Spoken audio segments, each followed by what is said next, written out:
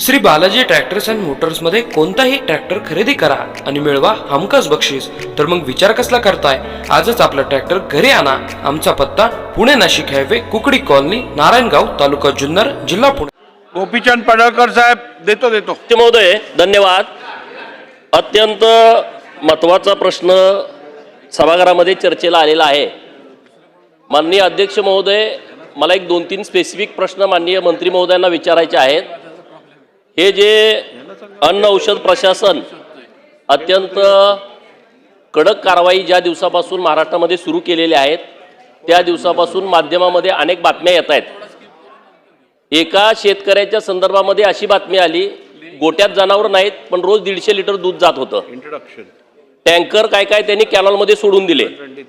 माझा मंत्री महोदयांना एकच प्रश्न असा आहे, पश्चिम महाराष्ट्रामध्ये किंवा अन्य ठिकाणी जेवढे दूध संघ आहेत, त्या दूध संघामध्ये तुमच्या या कारवाई होण्यापूर्वी दूध किती येत होतं त्याचं आपण सगळं रेकॉर्ड चेक केलं पाहिजे।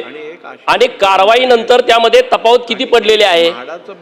जेवढं दूध कमी झालंय, कारण बऱ्याच दूध संघामध्ये आता बाय प्रोडक्ट बनवणं कमी आलंय, बऱ्याच दूध संघामध्ये पॅकिंग करणं कमी आलंय। मी माझ्या जिल्ह्यातली माहिती सांगतोय, नावं घेत नाही। हे जर खरं असेल तपासणीमध्ये, तर या दूध संघाच्या मालकांच्या वरती काय कारवाई करणार आहात याचं उत्तर आपण महाराष्ट्राला द्यावं। नसरापूरचा जो नराधम आहे, ज्यानं मुलीवरती अत्याचार आणि मर्डर केला, त्याच्यापेक्षा हे वाईट नालायक लोक आहेत। हे महाराष्ट्रातल्या करोडो लोकांच्या जीवाशी खेळतायत। दुधामध्ये युरिया मिसळणं, अरे युरिया मकेला टाकला, 2 दिवस पाणी दिलं नाही, मका जळून जाते आणि ते आम्ही पोराबाळांना देतोय महाराष्ट्रामध्ये। त्या लोकांची काय चूक आहे जे 60 रुपये, 70 रुपये, 80 रुपये लिटर दूध घेत आहेत आणि ते मुलांना विष पाजतायत। तर याच्या संदर्भामध्ये काल सभागृहामध्ये चर्चा झाली।